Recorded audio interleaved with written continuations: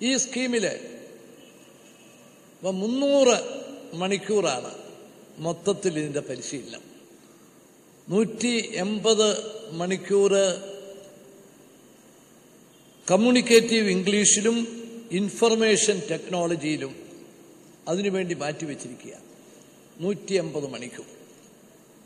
120 മണിക്കൂറാണ്. ആ 150 മണിക്കൂറിലെ ഈ 2 രംഗത്തും കമ്മ്യൂണിക്കേറ്റീവ് ഇംഗ്ലീഷിലും ഇൻഫർമേഷൻ ടെക്നോളജിയിലും ആവശ്യമായ പരിചയം സമ്പാദിച്ച ശേഷം പിന്നെ ഏത് തൊഴിലിലേക്ക് പോകുന്നു, വിവിധ മേഖലകളുണ്ട്, അവിടെ 120 മണിക്കൂർ നേരത്തെ പരിശീലനമാണ് കിട്ടുക. ഇതിന് ഫീസ് ഏർപ്പെടുത്തിയിട്ടുണ്ട്. പക്ഷേ സാമ്പത്തിക ബുദ്ധിമുട്ടിന്റെ പേരിൽ ഒരു കുട്ടിക്ക് പോലും ഈ സ്കീമിൽ അംഗമാകുന്നതിന് തടസ്സമുണ്ടാവരുത് എന്ന് ഗവൺമെന്റിന് പ്രത്യേകമായ ലക്ഷ്യമുണ്ട്. ആ ലക്ഷ്യം നടപ്പിലാക്കും. ഇപ്പം BPL വിഭാഗത്തിൽപ്പെട്ടവർക്കെല്ലാം ഫീസ് കൊടുക്കണ്ട. BPLന് പുറമെ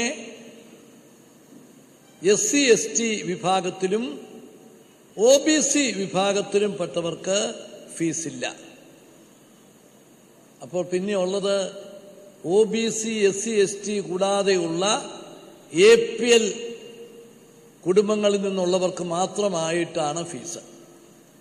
അവർക്ക് തന്നെ 25% സ്കോളർഷിപ്പ് ഉണ്ട്.